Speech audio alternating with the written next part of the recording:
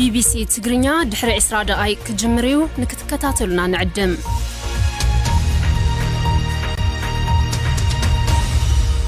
kun sagantaa BBC afaan Oromooti nu waliin tura.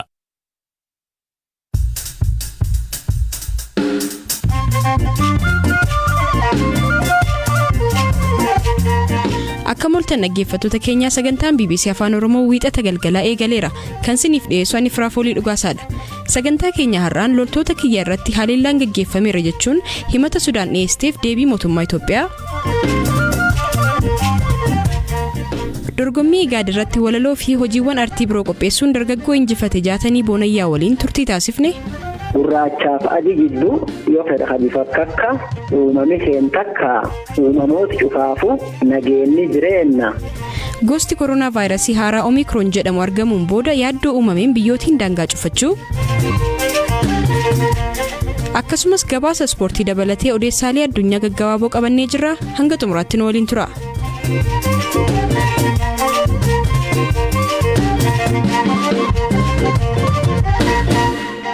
Gama kaabaliita Itoophiyaan daangaa Sudaan waliin waldaan geessutti haleellaa loltoota Itoophiyaan gaggeeffameen loltoonni Sudaan ajjeefamuu isaanii Sudaan himatteetti. Mootummaan Itoophiyaa garuu daangaa kana irratti finciltoota Tigraay lo'anii biyyattii seenan rukute malee loltoota Sudaan irratti haleellaa hin banne jechuun deebii kenneera. Ammayyuu taanaan gabaasa dabalataa qaba. Waraanni Sudaan ibsa gaafa sanbata darbe baaseen waraanni Itoophiyaa fi milishaan waliin ta'uun daangaarratti loltoota kiyya irratti haleellaa raawwatanii miidhaa geessisaniiru jechuun ibseera. Ta'us miidhaan dhaqqabe hammas jedhee ifatti hin dubbanne. Himannaan akkanaa gama Sudaan yeroo dhiyaatu kun kan jalqabaa miti. Baatii fulbaana darbees Sudaan waraanni Itoophiyaa daangaa cabsee natti seena jechuun himattee turte. Yeroosis mootummaan Itoophiyaa himannaa kana balaaleffateera. Waraanni Sudaan ibsa baaseen waraanni Itoophiyaa fi milishaan Alfashagaa Al-Sugaaritti haleellaa banuun ajjeechaa raawwateera jedheera. Humnoonni keenya haleellaa kana ofirraa qulataniiru. Kanneen haleellaa raawwatan irratti lubbuu namaa fi qabeenya irratti miidhaa geessisneerraa jechuusaa Reuters gabaaseera. Reuters madda waraanaa eeruun akka gabaasetti loltoonni Sudaan ajjeefaman 6dha. Ta'us gabaasaaleen kanneen du'an 2dha jedhu. Miidiyaan Turkii Anaadoluu madda eeruun akka gabaasetti waraanni Sudaan ajjeefaman 2dha. Kan madaanis akka jiran gabaase. Dabalataanis maddi kun Sudaan Tribune waabeeffatee akka gabaasetti Itoophiyaan midhaan qonnaan bultoonni naannoo Amaaraa facaasan akka sassaaban tumsuuf akkasumas finciltoota Tigraay danquu fi tarkaanfii kana kan fudhattee jedheera. Dhimma kana irratti deebii kan kennan ministeerri deetaan ministeera tajaajila koominikeeshinii mootummaa Itoophiyaa aadde Salaamaawit Kaasaa gama Sudaaniin irra deddeebiin finciltoonni Tigraay gara Itoophiyaa seenuuf ni carraaquu jedhan. Itoophiyaan hariiroon biyyoota lamaanii akka miidhamuu akka hin barbaanne simaniiru. ከሰሞኑ በተለይ በሱዳን በኩል ሰርገው የገቡ Eenya kana keessumaa karaa Sudaaniin seenuun gartuuleen humna balleessaa kana uummata irratti miidhaa geessisuuf yeroo yaalanitti mootummaan tarkaanfii fudhachuun isaa ni yaadatama. Kana garuu miidiyaaleen adda addaa karaa dogoggora ta'een yommuu gabaasan agarreerra. Keessumaa miidiyaaleen tokko tokko humna waraanaa Sudaan irratti haleellaan raawwatameera jedhanii akkaataa isaanitti gabaasan guutummaan guututti dogoggora ta'uu isaa ibsuu barbaanna. Gartuun shororkeessaa Itoophiyaa diiguuf hidhatee kee Sudaaniin bakka itti dhokatu akka hin goonee fi darbeeyyuu miidiyaalee tokko tokko irraa hariiroo biyyoota lamaanii summeessuu fi balleessuuf jecha gabaasaaleen ba'an kunneen biyyoota lamaan miidhuuf kan ka'an ta'uu isaanii hubannoo keessa galchuun mootummaan Itoophiyaa kun hariiroo biyyootii lamaanii irratti dhiibbaa uumuu akka hin dandeenye guutummaatti akka amanu ibsuun barbaada. ጫና እንደማያሳድር ያለውን እምነት መግለጽ እወዳለሁ. Waggoota dheeraaf qonnaan bultoonni Itoophiyaa lafa qonnaaf mijatuu fi Alfashagaa jedhamu qotataa turan. Lafti kun garuu kiyya jechuun Sudaan ni himti. Waggaa tokko dura waraanni Tigraay keessatti yeroo jalqabe waraanni Itoophiyaa lafa kana gadhiisuun lolaaf socho'uu hordofeeti. Waraanni Sudaan bakkicha kan to'ate. Hariiroon biyyoota lamaanii keessumaa erga Itoophiyaan hidha Abbayyaa bishaaniin guuttee fi muddamni daangaa gubbaa dhalatees hammaateera. Sanbata miidiyaa isaa TV'tti kan dubbatan Itaa Maajoor Shumiin waraana Itoophiyaa Jeneraal Biraanuu Juulaa Itoophiyaan rakkoon waldhabdee daangaa karaa nagaa akka furamu akka fedhii qabduu fi waraanni isaanii fedhii lola Sudaan akka hin qabne himuun ta'us finciltoota Tigraayiif Sudaan da'oo kenniteetti jechuun himataniiru.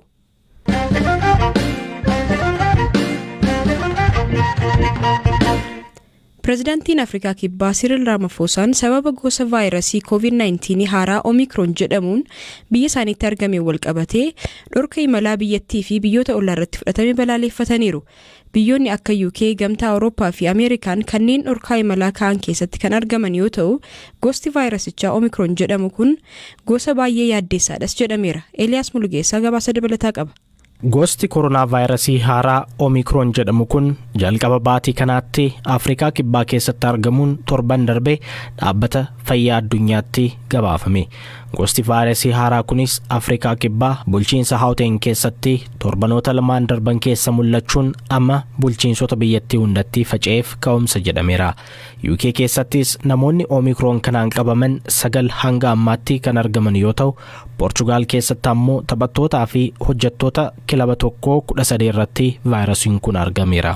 Ogeessi dhibeewwan daddarbanii Afrikaa Kibbaa Profeesar Salim Abdul Karim akka jedhanitti gosti vaayirasichaa haaraa Omicron jedhamu kun gosoota vaayirasichaa kanaan duran turan caalaa mallattoo dhukkubbii addaa agarsiisaa kan jedhu irratti ammatti beekuun akka hin danda'amne himaniiru. Ragaaleen Afrikaa Kibbaa keessatti argaman vaayirasiin haaraa kun mallattoolee dhukkubbii adda ta'e akka hin qabnee fi namoonni hubaman miira fuunfachuu fi dhandhamuu isaanii dhabuu baatanis mallattoon akka dadhabbii cimaa fi rukuttaan onnee ol ka'aa ta'e argamuu isaa ibsaniiru. Namoonni gosa vaayirasii haaraa Omicron kanaan hubaman talaallii fudhatanis fudhachuu baatanis namoota gosa vaayirasichaa biroon hubaman caalaa dhukkubbii cimaan hubamuu fi hospitaala seenuu isaanii irratti ragaan argameen jiru jedhaniiru.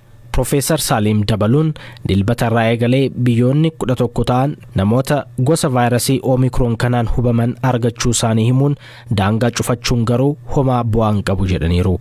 Dhaabbanni fayyaa addunyaas tarkaanfii dhorkaa biyyoonni atattamaan taasisaniif akeekkachiiseera.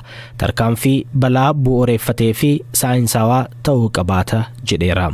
Dhaabbatichatti Daayirektarri Afrikaa Matshidiso Moitii guyyaa dilbataa akka jedhanitti Omicron amma addunyaa bakkeewwan garagaraatti mul'ateef dhorkaa imalaa Afrikaa irratti xiyyeeffate kaa'uun tokkummaa addunyaa miidha jedhaniiru. Pireezidaantiin Afrikaa Kibbaa Cyril Ramaphosa gama isaaniitiin dhorkaa kaa'ameef bu'uurri saayinsawaa ta'e akka hin jirree fi Afrikaan Kibbaa haala malee loogiin irratti raawwatame jedhan. Itti dabaluunis dhorkaawwan kunneenis facaatii vaayirasichaa ittisuuf kan hin gargaarredhas jedhaniiru.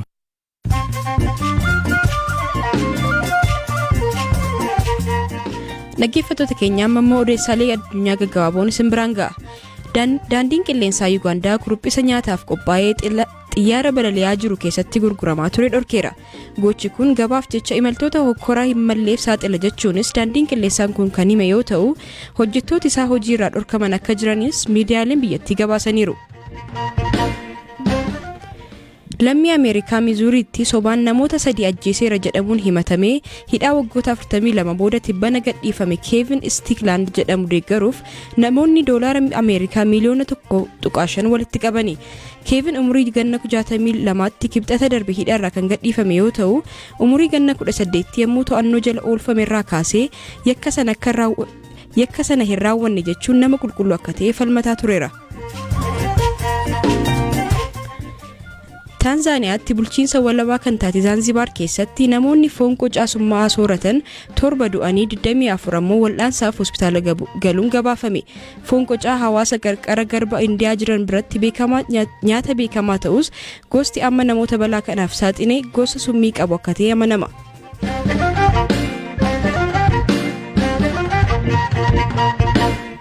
Dhaabbata walta'iinsaa biyyoota Afrikaa bahaa kan ta'e IGAD dorgommii walaloo nagaa qopheesse kan injifate dargaggoon Booranaa addunyaa kanatti nagaan bakka guddaa qaba jechuun BBC'tti himeera. Yuunivarsiitii Diillaatti barsiisaa kan ta'e Jaatanii Boonayyaa Godaanaa dorgommii kana injifachuu isaatti guddoo gammaduu isaas dubbata. Kana malees Jaataniin amma dura afaan Oromoon kitaabota 2 maxxanseera. Waa'ila kiyyaa Eliyaas Mulgeetaatu dubbise. Badhaasi dhiyoo kanaa nageenya irratti armaan dura ji'a agayya keessa 2021 dhaabbati IGAD jedhamu kunimmoo karuma peejii isaanii waa'ee nageenya irratti namoota walaloo akkasumallee fiilmiin dandeettii qabanii dorgomsiisee onlaayinii irratti barreessanii waan kana irratti namoota walaloo barreessan, namoota fiilmii hojjetan arti garaagaraatiin footoonis yoo ta'e akka waa'ee nageenya achirratti ibsanii ka jedhu ba'ee ture. Anilleen linkii isaanii kana hordofee achirratti hirmaadhe walaloo waan nageenya kanirra barreesse. Waan kana hin ergee hin dedheeyyu anilleen irraan fadhee kun taa'e deebii garji'a abreessuun garji shaneessootu deemuu jirru. Dhiyeenya kana immoo imeeliin waan sanirratti eebbifatanii jirtanii rikoogineeshinii akkan argatanii jedhu argine. Xiqqaattee guddattuu maallaqaa fi waraqaa beekamtiiti wanni waliin jira. Dhaabbatichi kuni deebii akkamii isinii kenne? Inni waan jedhu kennaa kana beekamtii kan kasan jajjabeessinuuf namni yeroo ammaan kana nageenyi waan guddoo dansaati. Namni ammoo haima waan nageenyarra yaada kana qabaachuu waan akka malee guddaati. Hapheenii sankara nageenya waan kan gootan waan akka malee jajjabeeffamuu qabu. Akka biyya kanaatti ammoo namni biyya keenya kun waan akkanaatu irratti hirmaatu yeroo hedduu mul'atu. Kanaaf wanni kun waan jajjabeeffamuu qabaati. Isaan nama mataa karaa waan kana biyyatti san keessa tolcheedhani. Walaloon isin dhiyeessitan kuni haala biyya keessa jiruun wajjin wal qabsiistanii hagam barbaachisaadha jettanii yaaddu? Biyya Afrikaa yookaan Ethiopia yookaan Oromiyaa akkas keessaa diqqeessee hin jedhu walaloo walitti qaba. Juuliyaan tuni namallee ta'e uumama dhibiillee ta'e cufaafiyyuu nagaan malee. Nu ammoo ilmeen nama nagaa kan nama qofaaniti ka bineensaallee eeguu fi dirqama qabnaa waan waafi nu kennee jira jechuudha. Kanaaf walaloo xiyyaa achi keessatti akka nageenyi uumamaaf dhala namaatiif barbaachisaa waan akkasiiti. Kanaafuu akkas jechuun eegee addunyaa dubbatte Afrikaallee ta'e biyyateenallee ta'e achi keessatti hin hammatamti jechuudha. Mee muraasa keessaa nu jechuu dandeettu? Black and white. Oh, for another color, the creature is unique. For all the creation, this is the life, to live the life in the world better. Gartee gurraachaaf adii jidduu yoo fedha hadifa kakka uumame seen takka uumamoota cufaafu nageenyi jireenyi gansa jiraachuuf nagaa jabeessaa duuniyaa maraa keessaa jedhe. Ulfaadhu galatoomi. Galata qabdani. Ayyee.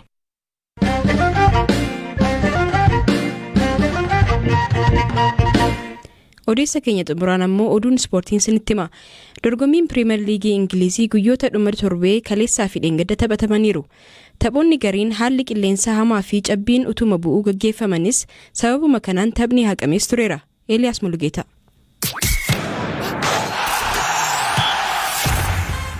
Dorgommiin kubbaa miilaa guyyaadhaa guyyaatti wantoota hin eegamne keessummeessuu fi si'oominaan eegamu pirimeer liigiin Ingiliz guyyoota dhuma torbee darbanii irrattis taphatameera.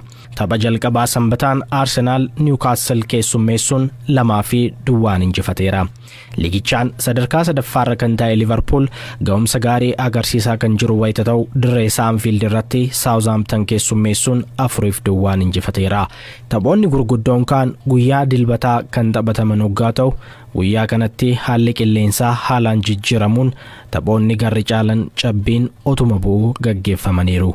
Taphni Barnlee fi Tottenham garuu cabbiin cimuu isaatiin guyyaa biraaf dabarfameera. Haala hin eegamneen kilabni barana Premier Leaguetti ol guddate Brentford Evertoniin 1-2 kan moote wayita ta'u Leicester City ammoo Watfordiin 4-2 injifateera.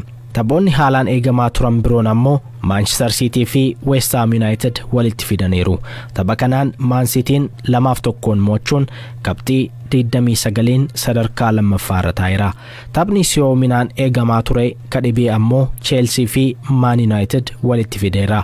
Tapha Stamford Bridgetti taphatame kanaan leenjisaa isaa kan gaggeesse Man United leenjisaa yeroo haaraan durfamaa dirree galuun qabxii qooddatee ba'uu danda'eera. Taphichis 1-1 walqixa xumurameera. Chelsean qabxii 30 liigicha dursaa kan jiru waggaa ta'u Man United ammoo 8ffaarra taa'eera. Egaan dhaggeeffattoota keenyaa sagantaa keenya galgala kanaaf qixeeffanne kanumaan xumurreerra. Saganticha kan qopheesse Eeliyaas Mulugeetaa, kan isiniif dhiyeesse immoo Ana Firaafoolii Dhugaasaadha. Sagantaa wal fakkaataan boru walitti deebina. Nagaan bulaa.